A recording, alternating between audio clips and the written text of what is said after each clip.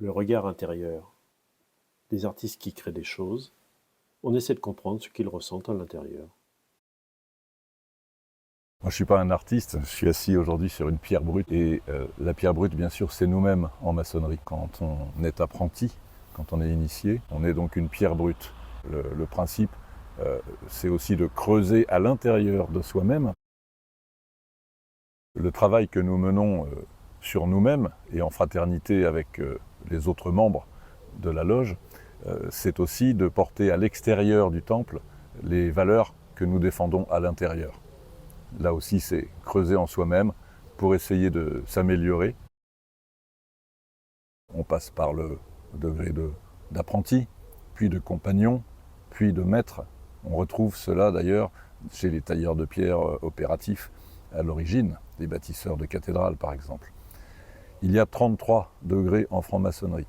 Alors le temps nécessaire pour devenir un franc-maçon, disons, accompli, il n'y en a pas vraiment.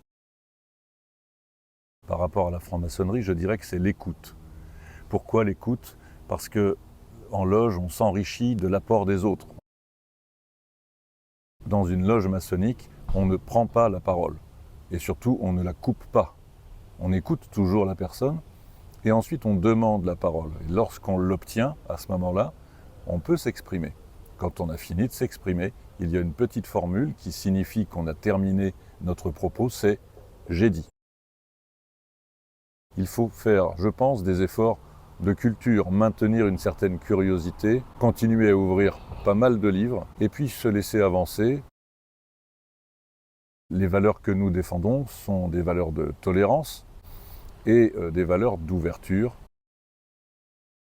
Nous sommes dans un monde très perturbé et le silence de la loge, cet endroit qu'on considère comme sacré, qui est hors du temps et de l'espace, nous permet justement de prendre du recul sur l'ensemble de ce qui nous entoure. L'important, c'est le chemin, bien davantage que la destination. C'est quelqu'un qui se rend encore plus compte de sa nature humaine et de sa perfectibilité. Pourquoi s'engager dans une démarche pour progresser et pour avancer ? Même si on gravit un certain nombre de degrés, ce ne sont pas des grades comme dans l'armée, mais ce sont des degrés. Normalement, plus on avance, plus on reste un apprenti et plus on se dirige vers la sagesse et donc l'humilité. La grande architecture, on l'a autour de nous, c'est le soleil, l'eau, l'oxygène. La maçonnerie, c'est une démarche spirituelle non théologique. Mais attention, il existe quand même des obédiences qui sont déistes et qui ont comme préalable de croire en Dieu.